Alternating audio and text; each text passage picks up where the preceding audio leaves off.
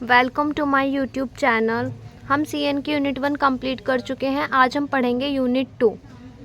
ये unit 2 parts में divided है, जिसमें फर्स्ट पार्ट में लिंक लेयर के बारे में बात होगी। Link layer has number of specific functions. Link layer के अंदर कुछ स्पेसिफिक फंक्शंस होते हैं।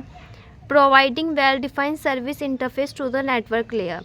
पहला होता है कि ये नेटवर्क लेयर को प्रोवाइड कराता है सर्विसेज। सेकंड होता है डीलिंग विद ट्रांसमिशन एरर, और ये डील करता है ट्रांसमिशन एरर के साथ। Link layer takes the packet gets from network layer and encapsulate them into frames for transmission. Link layer packets को लेती है नेटवर्क लेयर से और उनको इनकैप्सुलेट कर देती है फ्रेम्स में ट्रांसमिशन के लिए। Frame contain header payload field for holding the packet frame trailer. Frame के अंदर क्या क्या कंटेन करता है frame? Header, payload field and holding the packet, और होल्ड करता है पैकेट को। तो यहाँ पे देख लेते हैं कि सेंडर से रिसीवर के पास तक कैसे डेटा जाता है। तो ये हमारा पैकेट है, ये हमें सेंडर से रिसीवर तक भेजना है। तो इसमें कौन कौन होगा? Header, payload and trailer. ये फ्रेम्स के अंदर होते हैं 3 types, header, payload and trailer. तो हेडर क्या करता है, पेलोड एंड ट्रेलर क्या करता है, ये हम पढ़ लें। Header contains the source and the destination address of the frame. Header जो है वो कंटेन करता है सोर्स एंड डेस्टिनेशन एड्रेस। यहाँ पे हेडर है, इसके अंदर क्या क्या होगा? इसके अंदर source and destination address store होगा। Now payload field. Payload field के अंदर क्या होता है? ये मैसेज, जो हमें मैसेज डिलीवर करना है वो कंटेन करता है पेलोड। जो भी हमारा मैसेज होगा वो पेलोड के अंदर होगा। Then trailer. ट्रेलर क्या होता है? ये एरर डिटेक्ट करता है और एरर को रिमूव करता है ट्रेलर।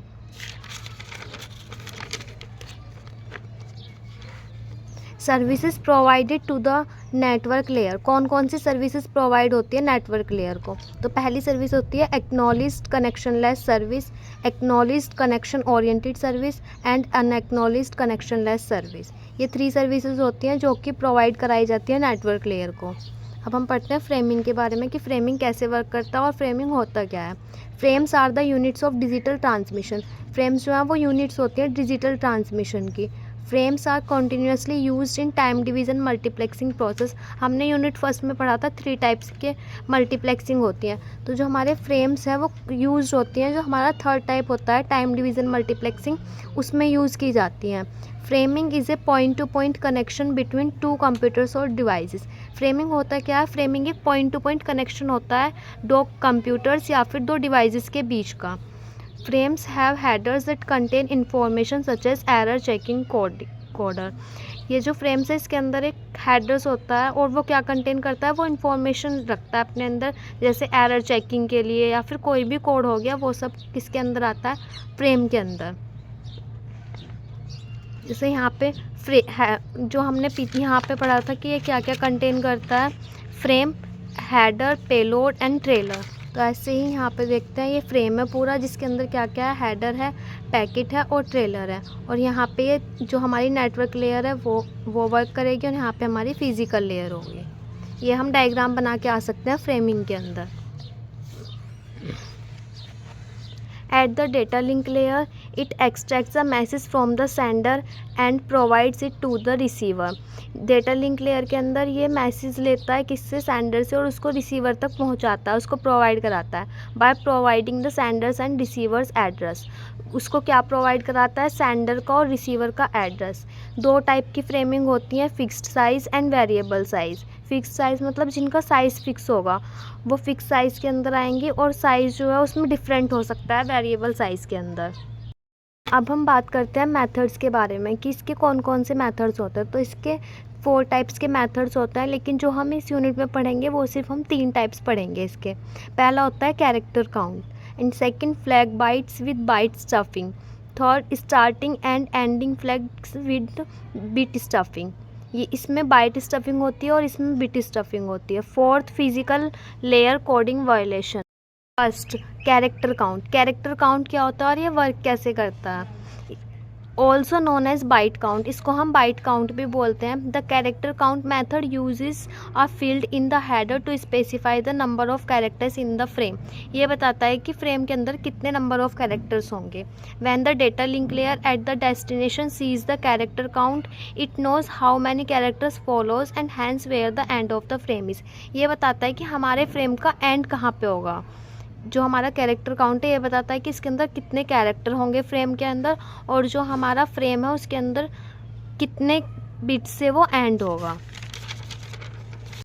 अब हम कैरेक्टर काउंट की वर्किंग देख लेते हैं कि फ्रेम कैसे बनाता है। कैरेक्टर काउंट में फ्रेम बनते हैं तो हम ये देखते हैं कि इसमें फ्रेम कैसे बनते हैं। तो हम देखते हैं पहला कैरेक्टर कौन सा है, 5, तो हम 5 तक वैल्यू काउंट करेंगे, 1 2 3 4 एंड 5। अब हम देखेंगे इसके यहाँ तक हमने एक फ्रेम बना दिया, ये हमारा फ्रेम 1 बन गया 5 कैरेक्टर का। अब हम देखते हैं नेक्स्ट वैल्यू क्या है, नेक्स्ट वैल्यू भी 5 है। अब हम फिर दोबारा से 5 काउंट करेंगे, 1 2 3 4 5, ये हमारा सेकंड फ्रेम बन गया 5 कैरेक्टर का। अब हम इससे अगली वैल्यू देखते हैं नेक्स्ट वैल्यू क्या है, नेक्स्ट वैल्यू हमारी 8 है। अब हम 8 वैल्यू तक काउंट करेंगे, 1 2 3 4 5 6 7 8, तो यहाँ तक हमारा क्या बन गया, एक अलग फ्रेम बन गया, फ्रेम 3 8 कैरेक्टर का। अब हम देखेंगे यहाँ से नेक्स्ट वैल्यू क्या है, 8 तक काउंट करते हैं, 1 2 3 4 5 6 7 8, यहाँ तक हमारा फ्रेम 4 बन गया 8 कैरेक्टर का। ऐसे हमने यहाँ पे बना लिए फ्रेम कैरेक्टर काउंट में। If the character count is corrupted in any way the destination और रिसीवर में लॉस सिंक्रोनाइजेशन। अब हम एक एग्जांपल देख लेते हैं कि अगर कैरेक्टर काउंट करप्टेड हुआ, अगर कैरेक्टर काउंट में ही कोई मिस्टेक हुई या एरर हुई तो वो हमारा लॉस सिंक्रोनाइजेशन के अंदर चला जाता है। देखते हैं, जैसे हमने फर्स्ट वैल्यू देखी क्या है 5, तो हम 5 तक काउंट करेंगे, 1 2 3 4 5, नेक्स्ट वैल्यू यहाँ तक कंप्लीट हो गई, फ्रेम बन गया 1। इससे नेक्स्ट वैल्यू क्या है 7, तो 7 तक काउंट करते हैं, 1 2 3 4 5 6 7, इस पे क्या आ गया हमारा 0। तो अब हम 0 तो काउंट नहीं कर सकते, अब यहाँ पे कोई कैरेक्टर है ही नहीं, तो इसका मतलब क्या है, ये जो 7 वैल्यू है, ये जो कैरेक्टर है, इसमें कोई एरर हुई है जिसकी वजह से ये लॉस सिंक्रोनाइजेशन के अंदर चला गया है। तो हमारा कैरेक्टर काउंट कंप्लीट होता है। अब हम पढ़ते हैं flag bytes with byte stuffing. Second है ये, each frame start end with special bytes. इसमें जो हर फ्रेम है वो एक स्पेशल बाइट के साथ ही स्टार्ट होगा और एक स्पेशल बाइट के साथ ही एंड होगा। Starting and ending frame called a flag byte. Starting और एंडिंग फ्रेम को हम फ्लैग बाइट बोलेंगे। If the receiver ever loses synchronize it can just search for the flag byte. वो सिर्फ फ्लैग बाइट को सर्च करेगा to find the end of the current frame. Current frame को देखने के लिए वो सिर्फ किसको सर्च करेगा, फ्लैग बाइट को। जहाँ पे भी लास्ट में फ्लैग बाइट मिल जाएगी वहाँ पे हमारा करंट जो फ्रेम है उसका एंड हो जाएगा। जैसे इसको देख लेते हैं, ये हमारे ओरिजिनल कैरेक्टर्स हैं और इनको स्टफिंग करने के बाद ये ऐसा बना सब। ये हमारा एक कैरेक्टर है, तो ए के बाद हमें कोई एक स्पेशल कैरेक्टर, फ्लैग इन्होंने पहले से ही दे रखा था तो हमें ए के बाद कोई एक स्पेशल कैरेक्टर ऐड करना है। तो हमने यहाँ पे एक स्पेशल कैरेक्टर कोई ESC एक कोई कैरेक्टर लिया, वो यहाँ पे ऐड कर दिया। अब यहाँ पे देखा A है, ESC है और B है, तो ये एक कैरेक्टर अलग है, ये अलग है और ये अलग है। तो हमने एक A के बाद क्या ऐड कर दिया, एक अलग कैरेक्टर कोई स्पेशल कैरेक्टर ऐड कर दिया ESC। उसके बाद देखते हैं, ये एक अलग कैरेक्टर है, ये अलग, और फ्लैग हमारा एक स्पेशल कैरेक्टर है ही और B अलग। तो हमें इसके बाद A के बाद एक ऐड करना है, तो हमने ESC ऐड कर दिया। अब हमें एक ESC ये वाला दे रखा था पहले से ही, तो ये वही वाला है, और इसके बाद हमने एक ESC और ऐड कर दिया, और उसके बाद flag and then B। Same ऐसे ही यहाँ पे कोई स्पेशल कैरेक्टर नहीं है, फ्लैग था सिर्फ, तो ए के बाद हमने एक ESC ऐड किया, ये वाला ESC सेम था। अब हमने इसके बाद ESC ऐड किया और ये ESC सेम था B। ये हमारी वर्किंग हो गई बाइट स्टफिंग की। अब हम पढ़ते हैं bit stuffing, flag byte with bit stuffing. ये थर्ड पार्ट है। अब देखते हैं, यहाँ पे 2 डेटा गिवन है, एक ED और एक डेटा। तो हम सबसे पहले डेटा में चेक करेंगे कि कितने वंस हैं, कितने वंस रिपीटेड वंस हैं। तो देखते हैं 1 2 3 4 जो वंस है वो रिपीटेड वंस है। तो हम देखेंगे जितनी इसमें डिजिट काउंट करेंगे, 1 2 3 4। जैसे ही 4 आया उसके बाद हम एक 0 ऐड कर देंगे, जैसे हमने यहाँ पे कर दी 0 1 1 1 सेम रखा और इसके बाद 4 वैल्यूज़ यहाँ तक हो गई और हमने इसके बाद क्या कर दिया, एक ज़ीरो ऐड कर दिया। हमें वंस काउंट करना है डेटा से और उन वैल्यूज़ को पुट करना है, काउंट करने के बाद उसके बीच में ज़ीरो ऐड करना है। अब देखते हैं दूसरा एग्जांपल। यहाँ पे देखते हैं डेटा ईडी, तो देखते हैं कितने वंस हैं, 1 2 3 वंस है जो रिपीटेड वंस हैं। तो अब हम इसमें काउंट करेंगे 1 2 3, इसके बाद एक ज़ीरो पुट करेंगे तो हमने यहाँ पे ये कर दी। फिर काउंट करेंगे 1 2 3, इसके बाद 1 2 3 यहाँ तक रखा और एक ज़ीरो ऐड कर दी। अब हम दोबारा काउंट करेंगे 1 0 1 1 और 0 1 1 के बाद हमने करा और एक ज़ीरो और पुट कर दी एंड देन एक ज़ीरो और पुट कर दी। ऐसे ही हमारी इसकी वर्किंग हो जाती है। सेम ये एग्जांपल है, इसको भी ऐसे ही करेंगे। Each bit frame begins and ends with A special bit pattern whenever the sender sends data link layer encounters 5 consecutive ones। जैसे ही 5 consecutive ones आएंगे, रिपीटेड वंस आएंगे डेटा में, तो इट ऑटोमेटिकली स्टफ से 0 बिट, तो वो उसके तुरंत बाद हम क्या कर देंगे, एक 0 बिट स्टफ कर देंगे into the outgoing bit stream.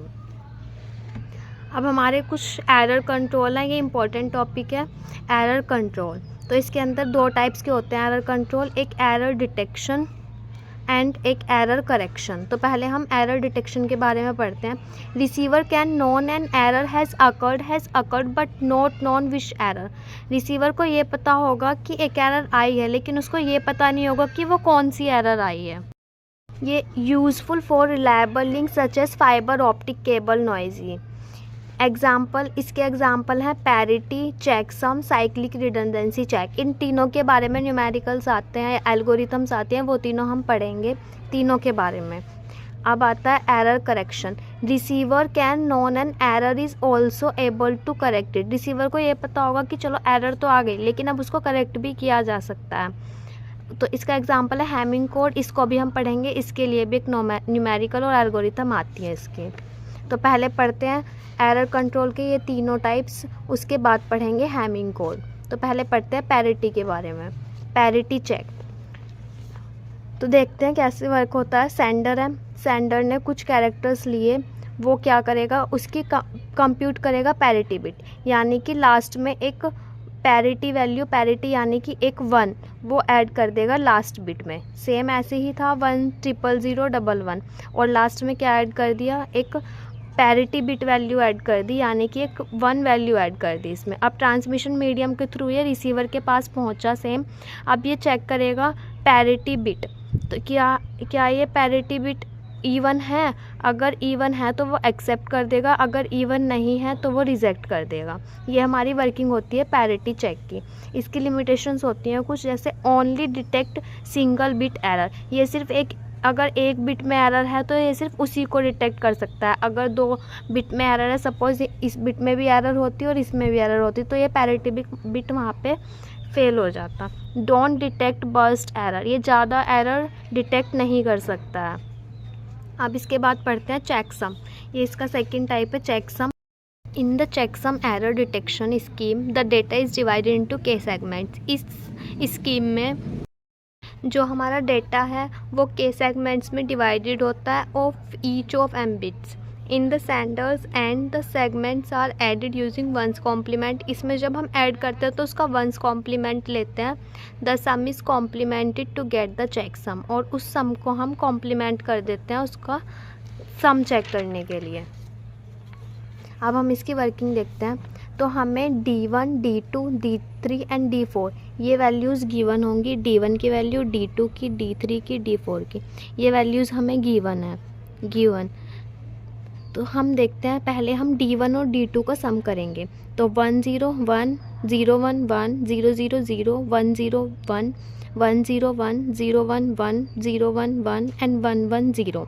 तो अब क्या आ गई हमारी, कैरी आ गई 1। तो उस कैरी को, वो जो कैरी है हमारी, उस कैरी को हमने यहाँ पे ऐड कर दिया 1। अब हम दोबारा ऐड करेंगे इसको 1 1 0 एंड 1 1 0, कैरी 1, देन यहाँ 1 आ जाएगा, 1 1 1 1 एंड देन 0। अब हमारा ये जो आंसर आया, इस आंसर में हम D3 की वैल्यू ऐड करेंगे। तो 0 0 1 हमने यहाँ तक ऐड कर दिया। 0 0 0 1 1 0 carry 1 1 1 0 carry 1 1 1 0 carry 1 1 1 0 and carry जो 1 थी वो 1 1 1 0 कैरी 1। ये आ गया, ये हमारा आंसर आ गया। अगेन अब हम इस आंसर को D3 को D4 में ऐड कर देंगे। तो 0 0 0 0 0 0 0 1 1 0 0 0 0 0 0 0 1 0 1 एंड 0 0 0 1 1 0 और कैरी जो आई, वो जो कैरी थी यहाँ पे, वो यहाँ पे आ गई 1। अब देखते हैं 0 1 1 0 0 0 एंड 1, ये हमने ऐड कर दिया यहाँ पे। अब हमने ये वैल्यूज़ ऐसे ही लिखी, ये सम की वैल्यूज़ थी। और अब हम इसका वंस कॉम्प्लीमेंट ले लेंगे, वंस कॉम्प्लीमेंट इस सम की वैल्यू का। तो 1 की जगह 0 हो जाएगा एंड 0 की जगह पे 1 हो जाएगा। ये सम की वैल्यू है, ये चेक सम की वैल्यू है। सम की वैल्यू को और चेक सम की वैल्यू को हम ऐड कर देंगे। क्या आ गया? 1 1 1 1 1 1। इफ़ कॉम्प्लीमेंट, अब हम इसका कॉम्प्लीमेंट लेंगे। अगर इसका कॉम्प्लीमेंट जो हमारा फाइनल आंसर आया, इसका कॉम्प्लीमेंट 0 आता है, सारी वैल्यू 0 आती हैं, तो इसमें कोई भी एरर नहीं है। लेकिन अगर इसके कॉम्प्लीमेंट 0 नहीं आता है तो इसमें एरर है। तो हमने इसका कॉम्प्लीमेंट लिया, इसकी सारी वैल्यू 0 0 आ गई, तो यानी कि कोई एरर नहीं है, ये एरर फ्री बिट्स थी। अब हम ये कंप्लीट कर चुके हैं। अब हम पढ़ते हैं 3 साइक्लिक रिडंडेंसी चेक। तो ये कैसे वर्क करता है? ये पॉलिनोमियल्स पे वर्क करता है। तो इसमें देख लेते हैं, एक डिवाइडेंड होता है और एक डिवीज़र होता है। तो डिवीज़र पे पहले हम देखते हैं कि डिवीज़र में कितने डिजिट्स हैं। तो हम काउंट करते हैं 1 2 3 4 डिजिट्स हैं। तो टोटल बिट्स कितनी है? 4। तो इसका फॉर्मूला होता है n-1, यानी कि 4 में से 1 सब्ट्रैक्ट करेंगे तो 3, यानी कि 3 डिजिट जो हैं, 3 ज़ीरो जो हैं, वो हमें ऐड करनी है डिवाइडेंट में। यानी कि इसके लास्ट में हमें 3 डिजिट्स ऐड करनी है, 1 2 3। ये 3 डिजिट्स हमने इस वैल्यू के लास्ट में ऐड कर दी। इसको इजी वे से सॉल्व करते हैं। हम हमेशा इसको 1 टाइम्स चलाएंगे। तो देखते हैं, हमने 3 डिजिट्स यहाँ पे 3 ज़ीरोज़ ऐड कर दी। अब हम चलाते हैं 1 ज़ा, तो हमने ऐसे ही लिख लिया 0 0 1। अब हम सब्ट्रैक्ट करते हैं 0 1 1 1 0 1 एंड 0 0 0 1 1 0। ठीक है। अब हम ये क्या करेंगे, ये जो 2 डिजिट्स है इनको हम नेगलेक्ट कर देंगे, इनको हम नहीं लेंगे। स्टार्टिंग की जो 2 डिजिट्स होंगी, जितनी भी स्टार्टिंग की ज़ीरोज़ होंगी, हम उनको क्या कर देंगे, जितनी भी स्टार्टिंग में ज़ीरोज़ आएंगी हम उनको नेगलेक्ट कर देंगे, हम उनको नहीं लेंगे। अब हम देखते हैं क्या यहाँ पे क्या बचा, 1 0 1 1 एंड 1 1 1। अब हमने ये 2 बिट्स यहाँ पे नोट कर ली। अब हम दोबारा 1 से चलाते हैं तो 1 0 0 1 आ गया। अब हम देखते हैं 0 1 1 0 0 0 1 0 1 एंड 1 1 0। अब यहाँ पे कितनी ज़ीरो आई स्टार्टिंग में? 0। तो हम इस ज़ीरो को नेगलेक्ट कर देंगे, हम इस ज़ीरो को नहीं लेंगे। अब हम चलते हैं, फिर 1 टाइम चलाते हैं। 1 ज़ा हमने ये चला दिया। इसके बाद 1 0 1 1 1 0 1 0 0 0 एंड 1 0 1 1 0। अब यहाँ पे कितनी ज़ीरोज़ आ गई? 2 ज़ीरोज़ आ गई स्टार्टिंग में, तो हम इनको भी नेगलेक्ट कर देंगे, इनको भी नहीं लेंगे। फिर अगेन हम 1 ज़ा चलाएंगे, तो ये चला। अब हम सब्ट्रैक्ट करेंगे तो क्या बचा? 0 0 1 1। तो रिमाइंडर में क्या बचा? 0 0 1 1। अब हम अगर इन 2 डिजिट्स को नेगलेक्ट करते हैं तो यहाँ चलाने के लिए, यानी कि ये हमारा रिमाइंडर बच गया। अब हम देखते हैं हमें कितनी डिजिट्स थी, 3 डिजिट्स हमने ऐड करी थी। तो हमें ये 3 डिजिट्स किस में ऐड करनी है? आगे चल के हमें इसमें ऐड करनी है। हम ये जो 3 डिजिट्स यहाँ पे ऐड करी थी, अब हम इसमें से ये जो 3 डिजिट्स हैं इस लास्ट की, यहाँ से काउंट करेंगे पीछे से 1 1 एंड 0। ये तीनों बिट्स हम रिसीवर साइड पे ऐड कर देंगे। हमारी वैल्यू थी 1 0 1 एंड 4 टाइम्स 0, 1 0 1 एंड 4 टाइम्स 0 के बाद हम क्या करेंगे, 3 डिजिट्स ऐड कर देंगे जो हमारे रिमाइंडर में आई है सेंडर साइड से। तो हमने 3 डिजिट्स ऐड कर दी 0 1 1। अब हम सेम प्रोसेस जो यहाँ पे किया था यहाँ पे अप्लाई करेंगे। इसमें भी हमें स्टार्टिंग में जितनी भी ज़ीरोज़ आएंगी वो नेगलेक्ट करनी है। जैसे यहाँ पे 2 0 आई, ये नेगलेक्ट कर दी, यहाँ पे 1 आई, ये नेगलेक्ट कर दी, यहाँ पे 2 आई, ये नेगलेक्ट कर दी। फिर अगर हमारा रिमाइंडर 0 बचता है तो मतलब वो जो डेटा है वो एक्सेप्टेड डेटा है, अदरवाइज़ वो रिजेक्टेड डेटा है। ये हमारी वर्किंग होती है साइक्लिक रिडंडेंसी चेक की। अब हम पढ़ते हैं एरर करेक्शन टेक्निक।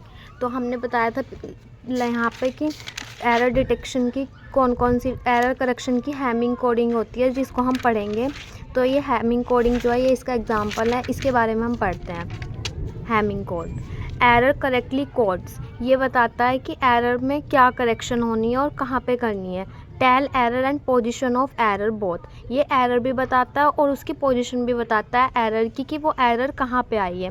जो हमारा एरर डिटेक्शन था वो सिर्फ ये बता पा रहा था कि हाँ इसमें एरर है, लेकिन एरर करेक्शन ये भी बता पा रहा है कि एरर तो है लेकिन किस पोजीशन पे वो एरर है।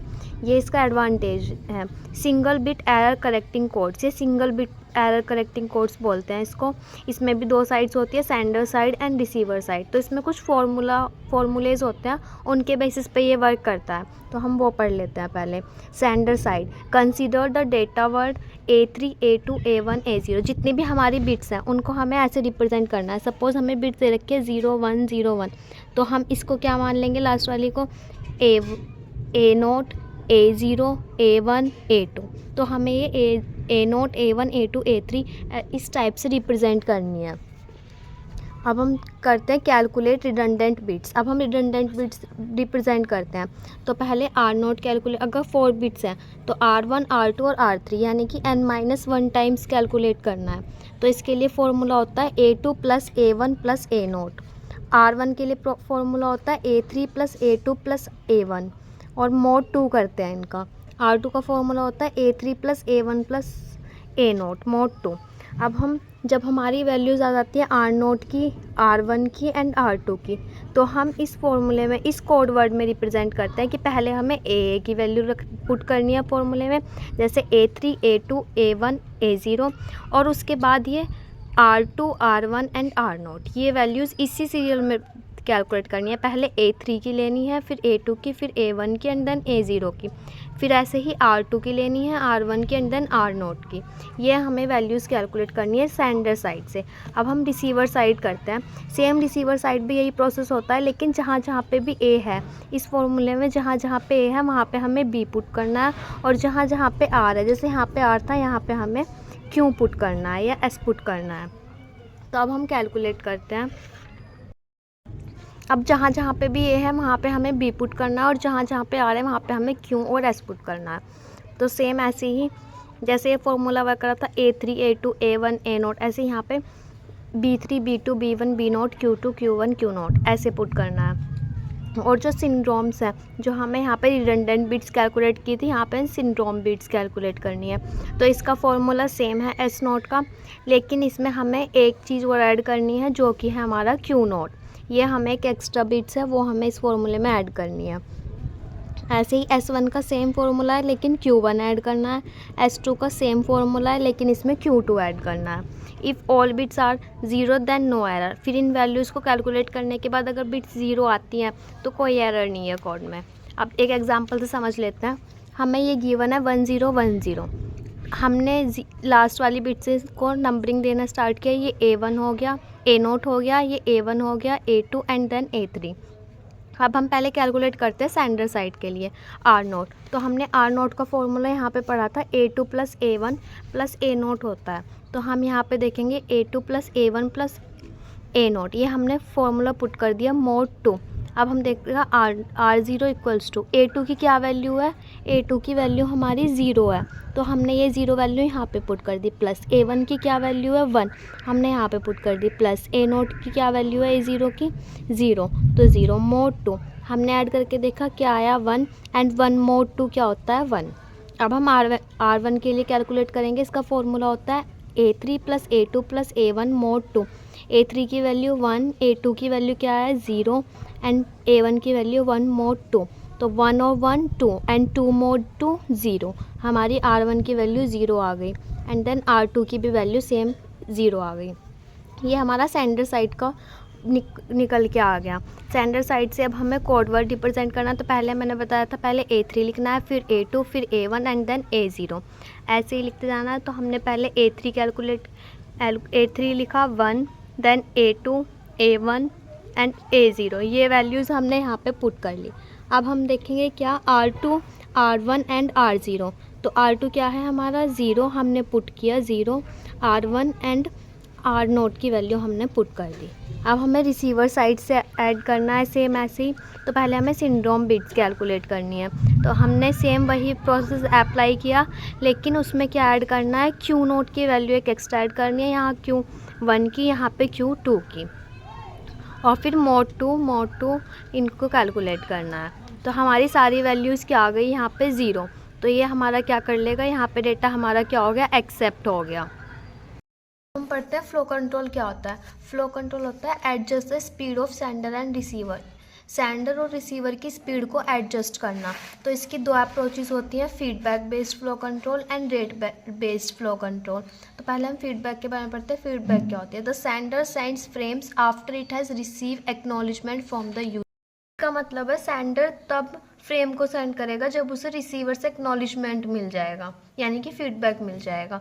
Rate, restrict the rate of transmission of data with acknowledgement from the receiver. अब हम पढ़ते हैं प्रोटोकॉल्स ऑफ फ्लो कंट्रोल। तो फ्लो कंट्रोल के दो प्रोटोकॉल्स होते हैं, for noiseless channel and for noisy channel. Noiseless channel के अंदर दो आते हैं, simplest and stop and wait, and noisy channel के अंदर 3 आते हैं, stop and wait ARQ, go back and ARQ and selective repeat ARQ। इसको जो सिंपलेस्ट और स्टॉप एंड वेट होते हैं, इनको हम कंबाइन करके स्लाइडिंग विंडो प्रोटोकॉल्स भी बोलते हैं। तो पहले इसके दोनों टाइप्स पढ़ेंगे एंड देन नॉइजी चैनल के टाइप्स पढ़ेंगे। तो पहले सिंपलेस्ट पढ़ लेते हैं। सिंपलेस्ट, हमें सिंपलेस्ट के अंदर कुछ अजम्पशन फॉलो करने होते हैं, कुछ अजम्पशन मानने पड़ते हैं। तो फर्स्ट अजम्पशन है कि चैनल इज़ कम्प्लीटली नॉइजलेस। हमें अज्यूम करना है कि जो हमारा चैनल है वो कम्प्लीटली नॉइजलेस है, यानी कि उसके अंदर कोई भी एरर नहीं है। Second, channel is assume to be ideal in which there is no data loss. हमें ये अज्यूम करना है कि चैनल आइडियल है, उसके अंदर किसी भी टाइप का डेटा लॉस नहीं हुआ है। There is no error and flow control, channel के अंदर कोई भी एरर नहीं है और ना कोई फ्लो कंट्रोल है। The buffer space for stores the frames and is infinite, जो बफर का स्पेस है वो इनफाइनाइट है, उसके अंदर हम कितना भी डेटा स्टोर करा सकते हैं। तो इसको एग्जांपल से समझ लेते हैं। सपोज सेंडर ने रिक्वेस्ट भेजी, तो हमारा फ्रेम 1 ऐसे ही चला गया और उसके रिसीवर के पास पहुंच गया, अराइव हो गया। फिर सेकंड फ्रेम भेजा, फ्रेम 2 भी उसके पास आ गया, अराइव हो गया। थर्ड रिक्वेस्ट भेजी, थर्ड फ्रेम भेजा, थर्ड अराइव हो गया। इसमें कोई फीडबैक नहीं है, कोई एक्नॉलेजमेंट नहीं है, ये सिंपल है। तो फ्रेम जाएगा और हमें ये अज्यूम करना है कि चैनल जो है वो नॉइजलेस है, आइडियल है और किसी तरह का कोई डेटा लॉस नहीं हो रहा है। There is no error and flow control, और कोई फ्लो कंट्रोल भी नहीं है, कोई एरर भी नहीं है, और जो हमारा बफर है उसके पास इनफाइनाइट स्पेस है। अब सेकंड पढ़ते हैं स्टॉप एंड वेट प्रोटोकॉल। ये सिंपल है। इसमें क्या करना है कि जो सेंडर है वो फ्रेम को भेजेगा और वेट करेगा फीडबैक का रिसीवर की तरफ से, यानी कि एक्नॉलेजमेंट का, और जब उसे एक्नॉलेजमेंट मिल जाएगा तो सेंडर नेक्स्ट फ्रेम को सेंड करेगा। बेसिकली ये किस पे वर्क करता है, फीडबैक पे, यानी कि उसको फीडबैक मिलेगा तब वो नेक्स्ट डेटा भेजेगा रिसीवर को। It is a stop and wait protocol because the sender sends one frame, stops until it receives confirmation from the receiver. इसको हम stop and wait protocol इसलिए कहते हैं क्योंकि जो सेंडर है वो सेंड करता है एक फ्रेम को और तब तक स्टॉप रहता है, तब तक उसको कन्फर्मेशन नहीं मिल जाता रिसीवर से कि वो नेक्स्ट फ्रेम सेंड कर दें। अब इसको डायग्राम से समझते हैं। ये सेंडर A है और रिसीवर B है। डेटा पैकेट भेजा रिसीवर को, फिर जो रिसीवर है वो एक्नॉलेजमेंट करेगा सेकंड पैकेट के लिए, देन सेकंड पैकेट जाएगा डेटा पैकेट और फिर उसको एक्नॉलेजमेंट मिलेगा, तब वो थर्ड पैकेट भेजेगा। ये ऐसे प्रोसेस होता है, लेकिन इसकी डिसएडवांटेजेस है। तो पहली है कि problems occur due to lost data, lost data की वजह से उसमें प्रॉब्लम आ सकता है। कि अगर डेटा ही हमारा करप्ट हुआ है, डेटा हमारा कुछ लॉस हो गया, तो उसकी वजह से वो प्रॉब्लम अकर हो सकती है। अगर एक्नॉलेजमेंट लॉस हो गया, अगर रिसीवर एक्नॉलेजमेंट देना ही भूल गया, तो उसके लिए भी प्रॉब्लम हो सकती है। एंड डिले डेटा, अगर डेटा में डिले हो गया। अब हम पढ़ते हैं stop and wait ARQ। ARQ यानी कि automatic repeat request. Sender a sends data frame with receive sequence number 0। इसमें क्या होगा, पहले जो हम सेंडर जो है वो डेटा सेंड करेगा तो वो सीक्वेंस नंबर डाल के भेजेगा, यानी कि अगर वो सेंड कर रहा है तो सीक्वेंस नंबर 0 होगा। और जब रिसीवर बी जो है वो उसको रिसीव करेगा डेटा को, फ्रेम को, तो वो एक एक्नॉलेजमेंट भेजेगा किस नंबर से, सीक्वेंस नंबर 1 से। यानी कि सेंड जो होगा वो सीक्वेंस नंबर 0 से होगा, और जब वो एक्नॉलेजमेंट देगा तो वो सीक्वेंस नंबर 1 का यूज़ करेगा। सेम ऊपर वाले की तरह है, स्टॉप एंड वेट की तरह, लेकिन ऑटोमेटिक रिपीट रिक्वेस्ट ये है कि वो कुछ सीक्वेंस नंबर देगा। जैसे सीक्वेंस नंबर 0 देगा जब सेंड करेगा डेटा को, और सीक्वेंस नंबर 1 देगा जब वो उसको एक्नॉलेजमेंट करेगा। There is only 1 bit sequence number, सिर्फ 1 बिट का सीक्वेंस नंबर होगा यहाँ पे। अब इसको हम एक डायग्राम से समझ लेते हैं। यहाँ पे सेंडर है, रिसीवर है। फ्रेम 1 फ्रेम भेजा किस सीक्वेंस नंबर से, 0 से। एक्नॉलेजमेंट दिया 1 किस सीक्वेंस नंबर से, 1 से। फिर फ्रेम भेजा किस सीक्वेंस नंबर से, 0 से। देन एक्नॉलेजमेंट, ये ऐसे ही रिपीट हो रहा है यहाँ पे। अगर हमारा डेटा कोई लॉस हो गया तो टाइम आउट हो जाएगा, वो अगेन सेंड करेगा और फिर उसको एक्नॉलेजमेंट मिलेगा। अब हम पढ़ते हैं sliding window protocol. Sliding window protocol कैसे वर्क करती है।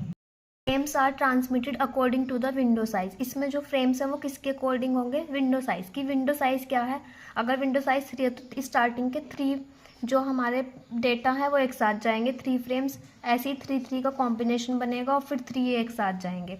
और पीक कहाँ से स्टार्ट होंगे, लास्ट से स्टार्ट होंगे, यानी कि पहले जो जाएगा वो 0 जाएगा, फिर 1 जाएगा, फिर 2। 3 का कॉम्बिनेशन होकर ये विंडो साइज, क्योंकि 3 है तो 3 के मर्ज कर देंगे। अब यहाँ पे देखेंगे एग्जांपल से, फ्रेम 9 है लेकिन विंडो साइज कितना है, 3। तो पहले कौन सा जाएगा, लास्ट से स्टार्ट होगा, 0 1 2 एक साथ जाएंगे, ये तीनों गए। एक्नॉलेजमेंट मिला तो इसका भी एक्नॉलेजमेंट मिला, देन इसका भी, तो फिर तुरंत हम एक्नॉलेजमेंट मिलती 3 को भेजेंगे, इसके लिए 4 को और 5 को, तीनों को एक साथ भेजेंगे। यानी कि 3 फ्रेम हम एक साथ भेज रहे हैं, और फिर तीनों का जब एक्नॉलेजमेंट मिल रहा है तब वो अगेन सेंड कर रहा है डेटा को। अब हम पढ़ते हैं next, go back and ARQ, यानी कि automatic repeat request. If a frame is corrupted और lost, all frames have to be sent again. अगर फ्रेम ही करप्ट हो गया, लॉस्ट हो गया, तो सारे जो फ्रेम्स हैं उनको एक साथ भेज। इसमें भी number of frame send depends on window size. इसमें भी जो हमारे फ्रेम्स हैं वो किस पे डिपेंड होता है, उसके विंडो साइज़ पे, कि हमें कितने फ्रेम सेंड करने हैं, किस पे डिपेंड होगा, उसका विंडो साइज़ कितना है। सपोज उसका विंडो साइज़ 3 है, इस एग्जांपल से समझते हैं। तो सेंडर्स ने 3 पैकेट सेंड करे, 0 1 2 ये सेंड हो गए, और 0 का तो एक्नॉलेजमेंट मिल गया, लेकिन 1 पे जो हमारा डेटा है वो लॉस्ट हो गया, उसमें कोई एरर आ गई। तो 1 के बाद वाले यानी कि 2 3 ये जो है ये हमें अगेन सेंड करने पड़ेंगे, क्योंकि क्या हो गया, 1 ही फेल हो गया, तो बाद वाले भी हमें इसमें दोबारा सेंड करने हैं। जैसे 1 को दोबारा सेंड करेंगे, 2 को अगेन, एंड 3 को अगेन, यानी कि रीट्रांसमिट करेंगे अगेन। अब ये जब भी हमारे में एरर आ गई, जोन सा भी डेटा हमारा एरर आ गई, उसके बाद वाले हमें अगेन सेंड करने हैं। अब हम इसका बी पढ़ते हैं, selective repeat ARQ। In this only the frame is sent again which is lost. इससे पिछले वाले में हम क्या कर रहे थे, हमें सारे डेटा जो है अगेन सेंड करने पड़ रहे थे, लेकिन इसमें कौन सा डेटा करना है, जो सिर्फ लॉस्ट हुआ है। अगर एक डेटा लॉस्ट हुआ है तो हमें सिर्फ वही फ्रेम सेंड करना है, और कोई फ्रेम नहीं सेंड करना। There is loss of low bandwidth. इसमें क्या है, इसमें लॉस हो जाता है लो बैंडविथ का। In this the size of the sender window is always equal to the size of the receiver window. इसमें क्या होगा, जो साइज़ होगा सेंडर विंडो का वो इक्वल होगा रिसीवर विंडो के। The size of the sliding window is always greater than 1। जो स्लाइडिंग विंडो का साइज़ है वो हमेशा ग्रेटर देन 1 होगा। It sends the negative acknowledgement. ये क्या करता है, ये नेगेटिव एक्नॉलेजमेंट, यानी कि अगर कोई हमारा डेटा लॉस्ट हो रहा है तो वो कौन सा एक्नॉलेजमेंट भेजेगा, वो नेगेटिव एक्नॉलेजमेंट सेंड करेगा। सपोज इसने क्या किया, 3 इसका विंडो साइज 3 था, तो पहले 0 सेंड किया, 1 2 सेंड हो गया, लेकिन जो एक्नॉलेजमेंट मिला वो सिर्फ 3 का मिला। हमें जो है 2 जो है उसका एक्नॉलेजमेंट नहीं मिला, ना 1 का मिला। 1 पे क्या हो गया, वो जो है नेगेटिव एक्नॉलेजमेंट दे दिया उसने। तो हमें सिर्फ जो है नेगेटिव एक्नॉलेजमेंट मिला है जिसका, हमें वही डेटा दोबारा सेंड करना है, उसके बाद वाले सेंड नहीं करने हैं। अब हम पार्ट 2 पढ़ते हैं। पार्ट 1 हमारा कंप्लीट हो चुका है। पार्ट 2 छोटा सा पार्ट है, इसका इम्पोर्टेंट पार्ट है, इसमें से भी एक 10 नंबर का क्वेश्चन आता है। फर्स्ट टॉपिक है इस पार्ट का media access control sub layer, यानी कि MAC सब लेयर। इसको हम और क्या बोल सकते हैं, IEEE 802 reference model. The MAC sub layer is very important in LAN. इसकी जो सब लेयर होती है वो इंपॉर्टेंट होती है लोकल एरिया नेटवर्क के लिए। इसके फंक्शंस क्या क्या होते हैं, to perform the control of access to media. ये क्या क्या परफॉर्म करता है, किसका एक्सेस लेता है, मीडिया का, और डिटेक्ट करता है एरर्स को। कौन, MAC यानी कि मीडिया एक्सेस कंट्रोल। इसके अंदर चैनल एलोकेशन होते हैं, तो हम ये पढ़ लेते हैं। In a broadcast network the single communication channel is to be allocated to 1 transmitting user at a time. इसमें क्या होता है, एक चैनल को सिर्फ हम एक ही यूजर को दे सकते हैं एक ही टाइम पे। The other user connected to this medium should wait. दूसरे यूजर को क्या करना पड़ेगा, उस चैनल के लिए वेट करना पड़ेगा, तब उसको एलोकेट होगा। This is called channel allocation. इसको हम क्या बोलते हैं, channel allocation. They are 2 different schemes use for channel allocation. इसके लिए 2 स्कीम्स का यूज़ करते हैं कि हमें एलोकेट किस लिए, किस मेथड से करें या किस बेसिस पे उसको मेथड से एलोकेट करें। तो इसके 2 मेथड होते हैं, static channel allocation and dynamic channel allocation. तो पहले स्टैटिक पढ़ते हैं, मीन्स ऑफ FDM। हमने फर्स्ट यूनिट में पढ़ा था FDM यानी कि फ्रीक्वेंसी डिवीज़न मल्टीप्लेक्सिंग। इसका मतलब है कि frequency division multiplexing. Either fixed frequency band और fixed time slot is allocated to each user. इसमें क्या करेंगे कि कुछ फिक्स्ड फ्रीक्वेंसी दे देंगे कि इस फिक्स्ड फ्रीक्वेंसी या फिक्स्ड टाइम के अकॉर्डिंग ही चैनल एलोकेट किया जाए। जैसे इसके एग्जांपल हो सकते हैं FDM एंड TDM, यानी कि फ्रीक्वेंसी डिवीज़न मल्टीप्लेक्सिंग और टाइम डिवीज़न मल्टीप्लेक्सिंग। सेकंड होता है डायनामिक। इसमें फिक्स्ड हो गया, लेकिन इसमें फिक्स्ड नहीं होता, ना इधर fixed frequency nor fixed time. ना इसमें फिक्स्ड होगी फ्रीक्वेंसी और ना ही टाइम फिक्स्ड होगा। Is allocated to the user, ये डायनामिकली एलोकेट कर देगा। अब हम, ये इंपॉर्टेंट क्वेश्चन है 10 मार्क्स के लिए। 10 मार्क्स में आता है कि लैन प्रोटोकॉल्स यानी कि अलोहा प्रोटोकॉल्स। तो ये पढ़ लेते हैं। इसके 2 वर्जन्स होते हैं, एक प्योर अलोहा होता है, एक स्लॉटेड अलोहा होता है। Pure ALOHA does not require global time synchronization, यानी कि प्योर अलोहा जो है वो ग्लोबल टाइम सिंक्रोनाइजेशन को एक्वायर नहीं करता है, जबकि स्लॉटेड अलोहा एक्वायर करता है। अब पहले अलोहा पढ़ लेते हैं कि अलोहा होता क्या है, तभी हम बता पाएंगे कि प्योर अलोहा और स्लॉटेड अलोहा क्या होता है और इसमें क्या डिफरेंसेस हैं। तो पहले पढ़ते हैं अलोहा क्या होता है। It can be used in any situation where multiple devices share a communication channel. इसको हम किसी भी सिचुएशन में क्या कर सकते हैं, यूज़ कर सकते हैं, शेयर कर सकते हैं। अगर मल्टीपल डिवाइसेस एक ही कॉमन चैनल को शेयर करनी है, तब हम इसको किसी उस सिचुएशन में यूज़ कर सकते हैं। This protocol allows devices to transmit data at any time. ये क्या करता है, डिवाइसेस को अलाउ करता है कि वो किसी भी टाइम पे डेटा को ट्रांसमिट कर लें बिना किसी शेड्यूल को सेट किए हुए, without a set schedule. This is known as random access technique. इसको हम रैंडम एक्सेस टेक्निक भी बोलते हैं।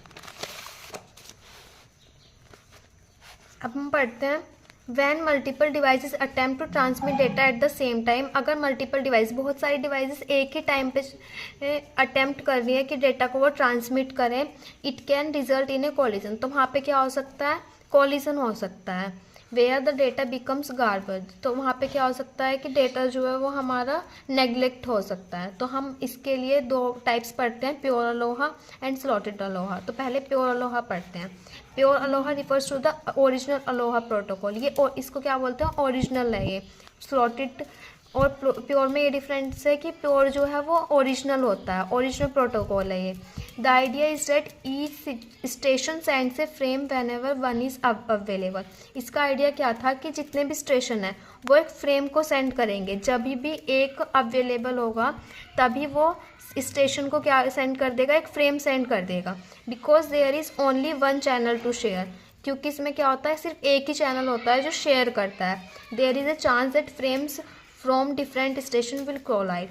तो क्या ऐसा हो सकता है कि जब भी बहुत सारे चैनल एक साथ भेज रहे हैं तो क्या हो रहा है कि वहाँ पे जो कोलाइड हो रहा है, तो प्योर अलोहा क्या करता है, इस टेक्निक को रिमूव करता है कि कोलिजन ना हो, क्योंकि उसके पास क्या है, सिर्फ एक ही चैनल है। तो क्या करेगा, वो देखेगा कि एक अवेलेबल चैनल है या नहीं है, एक अवेलेबल फ्रेम है या नहीं है। तब उसको मिल जाएगा कि हाँ एक अवेलेबल फ्रेम है, तब वो तुरंत उस डेटा को क्या कर देगा, सेंड कर देगा। इससे हमारा क्या हो गया, कोलिजन जो है वो रिमूव हो जाएगा या अकर नहीं होगा। When a user sends a frame it aspects conformation from the receiver. जब कोई यूज़र सेंड करता है फ्रेम, तो क्या करता है, वो एक्सपेक्ट करता है कि उसको कन्फर्मेशन मिले रिसीवर से। अगर उसको एक्नॉलेजमेंट नहीं मिलता है एक किसी टाइम के अकॉर्डिंग, तो वो सेंडर एज्यूम क्या कर लेता है कि वो उसको रिसीवर को फ्रेम क्या नहीं हुआ, रिसीव नहीं हुआ अभी तक और फिर वो क्या करता है, उसको रीट्रांसमिट करता है। अगर कंफर्मेशन मिल गया तो वो या तो एक्नॉलेजमेंट मिलेगा या नेगेटिव एक्नॉलेजमेंट मिलेगा। अगर उसे एक्नॉलेजमेंट ही नहीं मिलता कि उसे रिसीव हुआ है नहीं हुआ है, रिसीवर की तरफ से कोई मैसेज नहीं है, तो वो उसको क्या सपोज कर लेगा या एज्यूम कर लेगा कि अभी फ्रेम उसको क्या हुआ है, रिसीव नहीं हुआ है, और वो उस फ्रेम को क्या करेगा, रीट्रांसमिट करेगा, रीसेंड करेगा।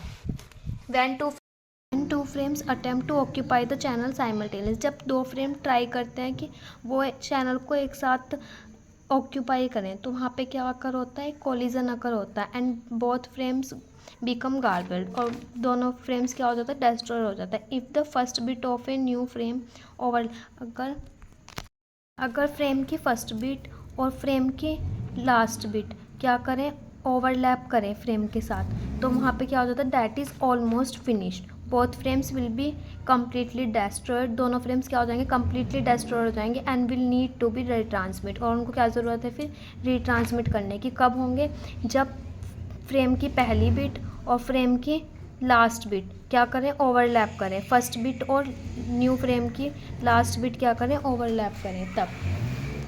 अब हम पढ़ते हैं, to prevent this pure ALOHA protocol dictates that each user waits a random amount of time. इसको प्रिवेंट करने के लिए क्या है, प्योर अलोहा प्रोटोकॉल क्या करता है कि वो बोलता है कि एक रैंडम अमाउंट ऑफ टाइम के लिए वेट करना है यूज़र को, जिसको हम क्या बोलते हैं, बैक ऑफ टाइम। उस टाइम को क्या बोलते हैं, बैक ऑफ टाइम, जिस टाइम के लिए यूज़र को उस टाइम का वेट करना पड़े before retransmitting the frame. This helps to avoid further collision, और ये क्या हेल्प करता है, उस कॉलिजन को अवॉइड करता है। अब हम इसकी वर्किंग समझ लेते हैं कि वर्किंग कैसे है इसकी। तो पहले क्या किया, स्टार्ट किया, एल्गोरिथम है इसकी। अब हमने के को इनिशियलाइज कर लिया, क्या, 0। अब हमने फ्रेम सेंड करा।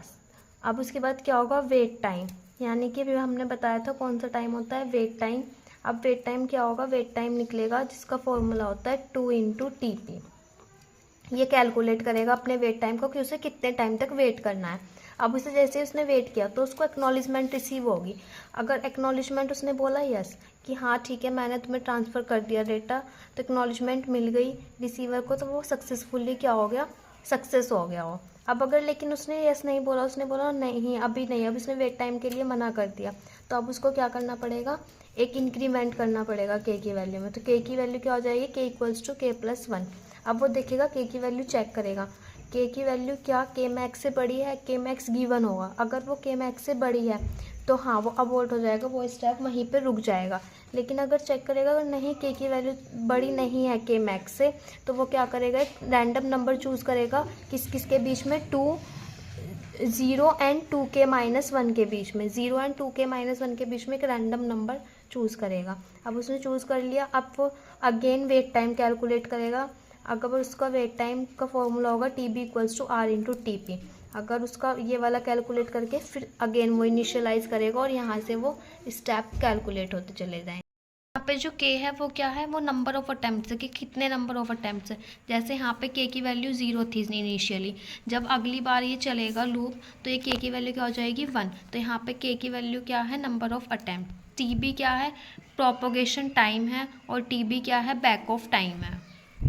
हम पढ़ते हैं second type, slotted ALOHA. Slotted ALOHA क्या है, ये प्योर अलोहा का इम्प्रूव्ड वर्जन है, ठीक है। That aims to make communication network more efficient. इसका एम क्या है कि कम्युनिकेशन को और इफेक्टिव बनाया जाए और इफिशिएंट बनाया जाए। In this version the channel is divided into small fixed length time slots and users are only allowed to transmit data at the beginning of the time slot. इसमें क्या है, स्टार्टिंग में ही allow कर दिया जाता है कि यूज़र जो है वो क्या कर ले, अपना टाइम स्लॉट डिसाइड कर ले, या फिर बिगनिंग में ही वो डेटा को ट्रांसमिट कर दे अपने टाइम स्लॉट के अकॉर्डिंग। और ये प्रोसेस कब होता है, ये स्टार्टिंग में ही हो जाता है। The channel time is separated into time slots in slotted Aloha. जो चैनल का टाइम है वो सेपरेट हो जाता है टाइम स्लॉट्स में, यानी कि टाइम स्लॉट्स में डिवाइड हो जाता है। अब हम इसके डिफरेंसेस पढ़ लेते हैं कि डिफरेंस क्या है प्योर अलोहा और स्लॉटेड अलोहा में। Data can be transmitted eight any time by any station. इसमें क्या है, किसी भी टाइम डेटा को ट्रांसमिट कर सकता है। लेकिन अभी हमने पढ़ा स्लॉटेड में क्या था कि डेटा को हम बिगनिंग में ही, beginning of the time slot क्या करते हैं, ट्रांसमिट कर सकते हैं। लेकिन इसमें एनी टाइम कर सकते हैं। इसमें क्या होगा, time is not synchronized. Pure ALOHA में क्या होता है, टाइम जो है सिंक्रोनाइज नहीं है। लेकिन स्लॉटेड अलोहा में क्या है, टाइम जो है ग्लोबली सिंक्रोनाइज्ड है। It doesn't decrease the number of collision to half. ये कॉलिजन होने की जो प्रोबेबिलिटी है उसको डिक्रीज़ नहीं करता है, लेकिन ये क्या कर देता है, ये डिक्रीज़ कर देता है। इसका मैक्सिमम थ्रोपुट कितना होता है, 18%, और इसका मैक्सिमम थ्रोपुट कितना होता है, 37%। इसका जो वल्नरेबल टाइम है वो हम कैलकुलेट कर सकते हैं 2 इंटू टी, यानी कि कैपिटल टी और स्मॉल टी से, और इसका टी से। और इसकी जो प्रोबेबिलिटी होती है सक्सेसफुल ट्रांसमिशन की वो होती है जी इंटू ई माइनस 2G, और इसकी होती है जी इंटू ई माइनस जी। हम पढ़ते हैं CSM में। ये क्या होता है, carrier sense multiple access. Carrier sense multiple access CSM में is a media access protocol used in shared communication network. इसमें इसका हम किस लिए यूज़ करते हैं, इसका हम यूज़ करते हैं कम्युनिकेशन नेटवर्क को शेयर करने के लिए, जैसे ईथरनेट और wifi. It helps control access to the communication channel. ये हेल्प करता है कम्युनिकेशन चैनल का, ताकि हम मल्टीपल डिवाइसेस को यूज़ कर सके एक ही चैनल से बिना कोई इंटरफेरेंस के। CSM में बेस सिस्टम में क्या होता है, डिवाइसेस जो हैं वो चैनल की सुनती हैं बिफोर सेंडिंग डेटा को सेंड करने से पहले चैनल के लिसन करती हैं, सुनती हैं। अगर चैनल आइडियल है तो जो डिवाइसेस है वो ट्रांसमिट कर देगी डेटा को। लेकिन अगर चैनल बिजी है तो क्या होगी, डिवाइस को वेट करना पड़ेगा उसका आइडियल होने के लिए। अब हम पढ़ते हैं कि CSM में क्यों ज़रूरी है, वाई CSM में is needed. In A store communication medium multiple device जो है वो शेयर करती हैं एक ही वायर को, कम्युनिकेशन को एफिशिएंट बनाने के लिए।